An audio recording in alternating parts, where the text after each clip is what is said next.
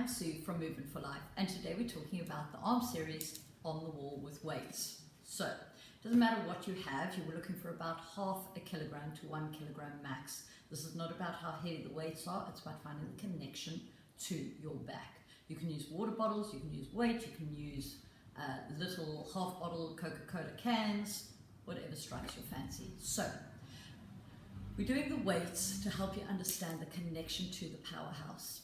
And it will also help you to think of using the equipment such as the reformer. This will help you to load from the center and connect from your seat and from your back. You're working the whole body in a nice long lengthening way. The weights connect the arms to integrate to the powerhouse. So think of that again. The weights connect the arms to integrate to the powerhouse. So we need three things to get started. One, we need a good posture to set up. Number two, we need our underbits. So these are our back muscles. Otherwise we're using our arms and our neck muscles, which is not the point of doing this routine. So once again, as I said, you just need half a kilogram or a 1 kilogram weight. So let's get started. Notice you also want a wall. And the wall needs to be at 90 degrees. So excuse the mirror behind, you're not seeing two of me, it's just simply a mirror. You need to line yourself up in your V shape on the wall. And from there, you need to get and settle the ribs onto the wall. So if this is a struggle and your back arcs, or you can get the back on but the head comes off, that's absolutely fine. You just walk your feet slightly forwards. And once again, you look for that rib connection. And you can immediately see that I look a lot more comfortable and connected to the wall. This is the most important takeaway that you need to be working on throughout the exercise routine, is to keep the ribs connected to the wall. The challenge is to keep moving feet all the way back until you're standing on the wall. So this is the challenge that I've set you while I am away for 7 days. So without further ado, we're going to get started. Just bear in mind you're looking for about 10 repetitions for each exercise that we do. We're going to reach the arms down towards your side. The first one we're doing is breathing. We breathe in to lift the arms, and we breathe out to lower the arms. Breathing in and out. You want to think of reaching from your back and reach forward to lower down, and reach forward to lift, and reach forward to lower, so it's not up and down. You want to keep the wrists nice and flat. 3 more. And 2. And 1. From there we reach the arms out to the sides and lower down. Bear in mind that we don't want the arms higher than 90 degrees. So no lifting of the neck and the shoulders. Once again, connect to your back. So think of your circles that we've been using the last month or 6 weeks. Keep reaching, so it's not how high, it's how long. Think of those analogies of the eagle arms when we're doing these exercises. Last 3, and 2, and 1. Next one, we're going to turn the palms to face forwards, and we're going to bend and straighten the arms. Once again, you're looking to connect the ribs onto the wall all the time. You want to feel flush against the wall and keep reaching the heels and the feet through the ground.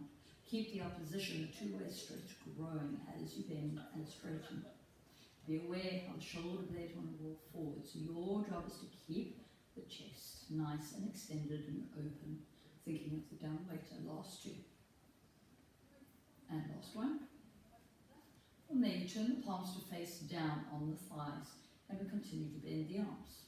We find that these work the back of the arms. Once again, connect to your back, making sure that the upper body doesn't round. Keep reaching. You want to keep your arms strong and connected to your back all the time. Last 3. 2. And 1. From there, we reach the arms out in front of us. And with the arms at 90 degrees, we bend and straighten. Once again, you're trying to keep your back and everything you've got connected to the wall. Once again, if it's too challenging, by all means, take the feet slightly forward. Keep reaching through the arms. Make sure that the elbows stay at 90 degrees. So every time you straighten and bend, you don't want to see the elbows dropping down. You want to think of reaching your chest through your arms so you keep extended and you're working from your back. Last one. From there, you reach the arms out to the side. Keep your elbows in the peripheral vision. And once again, you want to almost think of Popeye showing off his biceps as you bend and straighten the arms. This is very easy to get the ribs to pop out and flare. So I've got to work really hard on keeping that connection of the ribs on the wall. Keep reaching from my back, and I keep trying to lengthen through the crown of my head and through my feet, working on that two-way stretch. Last 3, and 2, and 1. From there into our rowing. So, like you are doing your cobra, you bring the elbows nice and wide and you reach the arms down. You don't want to bring the hands higher than your nose, and the elbows are slightly lower than the hands. You want to almost think of zipping up a tracksuit top. You stay connected all the time. Once again, you're moving from your back and not from your arms. Keep the extremities connected to your center. Last 2, and last 1. From there, you're going to reach one arm up and one arm down, and change, and change.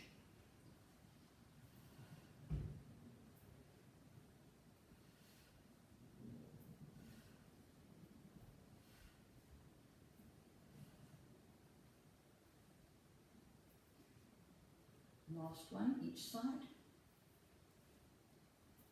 And from there into circle. So you reach both arms out. And the smaller you make the circle, the more you need to connect to your back. So we're not about flexibility, we're all about connection. 5 in one direction, 5 in the other direction. From there we're into a hug. So we reach the arms out and out to the side. Once again, you want to keep the focus of keeping the ribs connected to the wall. So if at any stage you keep bouncing off as you close, you might need to bring the legs a little bit further forwards. So you can only go far back as much as you can stay connected.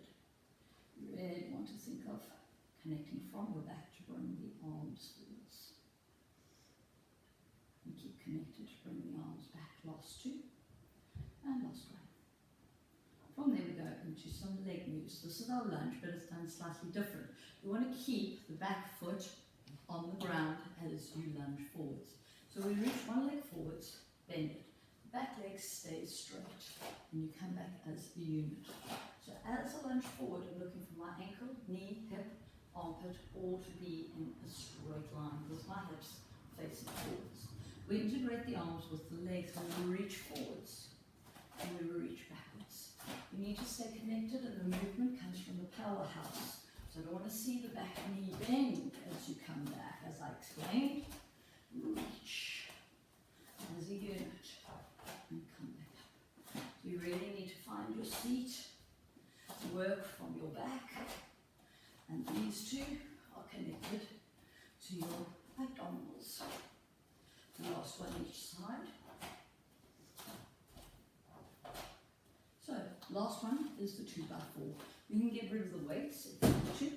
From there, you're going to rise up onto the balls of your feet. You're going to bend your knees while you stay on your toes, and you lower the heels down. Grow tall. Rise up. Bend the knees. Lower the heels. Grow tall. Rise up. Bend the knees, stay on the balls of the feet, then press through the balls of the feet and grow tall. Last one. Rise up, bend, lower the heels, grow tall. Now reverse. Bend the knees, rise up, grow tall, and lower the heels. Bend the knees, rise up, lower the heels. Bend the knees, then lift the heels, grow tall as you slide up the wall, lower the heels. Think of your footwork on the reformer.